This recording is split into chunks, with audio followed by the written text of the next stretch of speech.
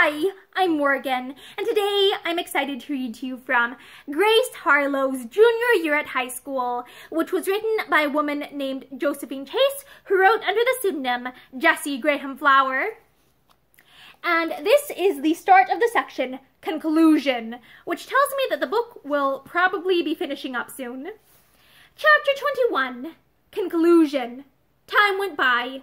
The destruction of Miss Thompson's paper ceased to be a topic of conversation among the high school girls. Instead, they were absorbed in the rehearsals for As You Like It. The senior class of a few years back had given the same play and had bequeathed their costumes and scenery to those who should come after.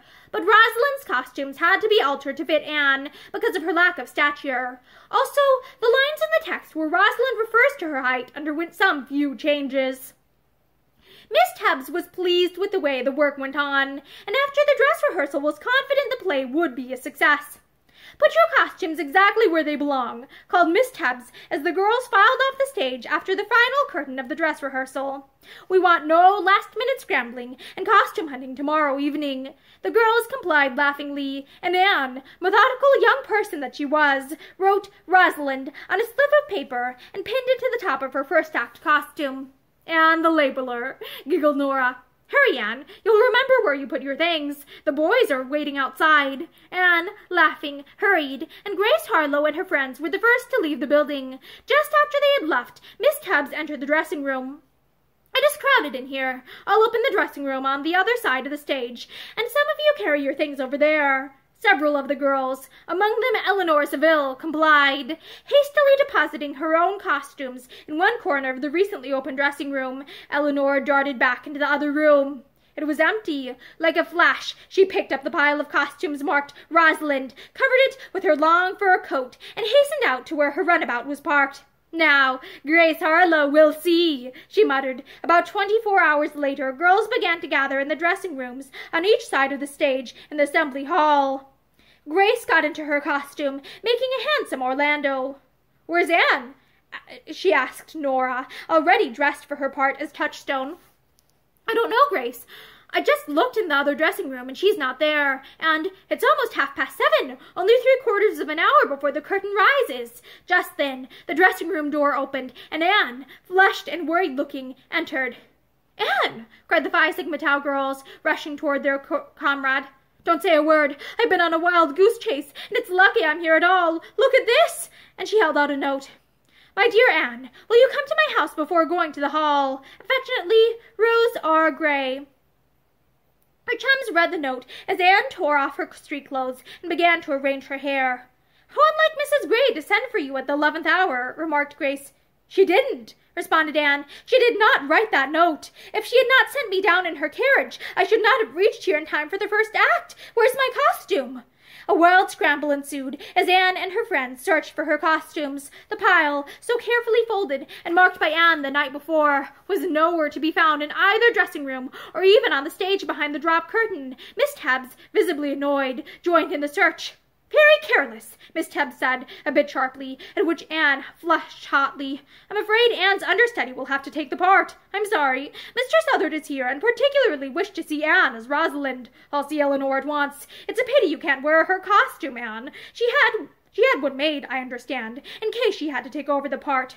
"What time is it, Miss Tebbs?" asked Grace. "Nearly time to ring up the curtain." "You can hold it for 15 minutes, can't you? Give me that time, Miss Tebbs." Miss Tebbs nodded, and Grace left the dressing room. She collided with Eleanor Saville, just at the entrance to the other dressing room. "Pardon me, Eleanor," she said stiffly. "Will you be kind enough to tell me what you did with Anne Pearson's costumes?" "How should I know what Miss Pearson did with her costumes?" replied Eleanor contemptuously. Grace was absolutely certain that Eleanor had a hand in the disappearance of the costumes, so she continued. "There's no time to parley. You must tell me where Anne's things are. You are not going to play the part of Rosalind, Eleanor Saville. If Miss Pearson is so careless as to lose her costumes, I don't see how you are to prevent her understudy from taking the part. Eleanor, the time's gone by to consider you. I promised Mrs. Gray to do what I could for you, but she would not wish to sacrifice Anne to your whims. And worse, if you don't at once produce Anne's costumes, I'll go immediately to Miss Tebbs and Miss Thompson and tell them who destroyed Miss Thompson's paper. Destroying other people's property is more than a schoolgirl prank, and when it is reported to the Board of Education, they—" Grace Harlowe, I hate you! Yes, you, the perfect would. Well, Anne's costumes are out at Heartsease. It's too late to get them. And the haughty Eleanor was sobbing with shame and fear. Is your runabout out in front? Yes, sobbed Eleanor. Give me the key to the car and the key to the house. I can't take time to arouse the servants. And tell me just where the costumes are, and I will get them there, and I will get them here. Eleanor complied, and Grace rushed to find Miss Tebbs. If you can scrape up some costume for Anne's first act, I can get the important one, which does not come till the second act, here in time, Miss Tebbs, ended Grace eagerly. Impossible, Grace. What about your part? Miriam can play Orlando. She's my understudy, you know. You must not sacrifice yourself, Grace. Rosalind is a much more important part. We can't ruin the play. In the end, Grace had her way. She ran the car as fast as she dared, and was back in time for the second act. The play went off with great smoothness. Anne was a charming Rosalind, and received hearty congratulations afterwards from Mr. Southard, which pleased her greatly. Eleanor almost broke down during the first act, but regained her poise and played Celia satisfactorily.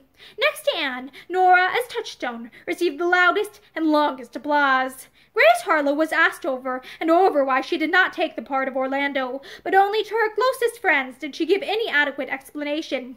To them she told the whole story, nor did she hide her disappointment at being out of the cast, though not once, even in her own heart, did she regret her action. Days of hard study followed, unbroken by excitement as far as the juniors were concerned. Then came the May meeting, with election of new officers. There was considerable wire pulling, but Grace Harlowe was elected class president, Miriam Nesbit vice president, Marion Barber treasurer, and, to the surprise of many, Eleanor Saville was elected to the office of secretary and accepted it. After the election, someone moved that a class picnic be held, and this was carried unanimously. This picnic was a marked event to the girls of the Phi Sigma Tau because of what it led to. The juniors drove out to their picnic in 2 big wagons. The day was lovely, and everyone, even Eleanor Saville and Edna Wright, entered heartily into the sports of the day. Late in the afternoon, Grace Harlowe, always a lover of the deep woods, spying a squirrel jumping from tree to tree, followed after her, calling as she went to Anne and Nora that she would soon be back. But in the interest of the chase, she went farther than she had intended. Also, in the shadows of the woods, she had not noticed an oncoming storm. Reaching the top of a little hill that stood denuded of trees, she saw the low-lying clouds. At the same time, she saw a cottage below her toward which she ran. She dashed inside just as a few drops began to fall. The cottage was evidently an abandoned one, but would give shelter.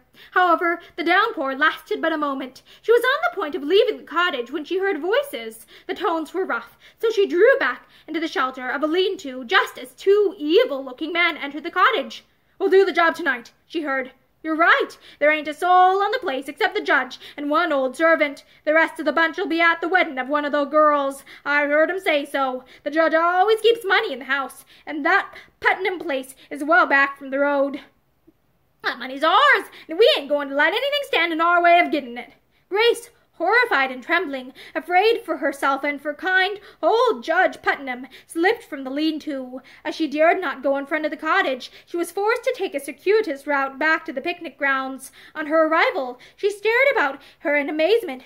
Why, they've gone and left me!" The girl was almost in tears. 12 miles from Oakdale on a lonely road, the 2 evil men behind her, and kind Judge Putnam in danger, perhaps his very life in peril, and she the only one who could help him. "I must walk, but I can't imagine why they didn't wait." Grace Harlowe began the long walk. The rain had not amounted to much, the clouds soon dispersing, but it was now close to dark. On she tramped for 6 miles before she came to a house. The farmer who lived there gladly drove her in the rest of the way. The 6 miles were not covered in 5 minutes, and it was already late when Grace reached this farmhouse, so it was with trepidation in her heart that she finally rushed up the steps of the police station late that night. She gasped out her story, and before it was well out of her mouth, the chief had several men on their way to the Putnam place. "Your father's looking for you, Miss Harlowe," said the chief, as soon as he had sent his men off.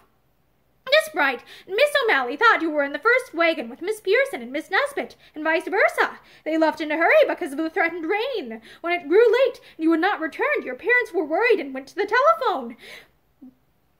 When you were not found, there was a pretty excitement. I've already had a man telephone to your father that you're here. He was about to leave for the picnic grounds, but we caught him."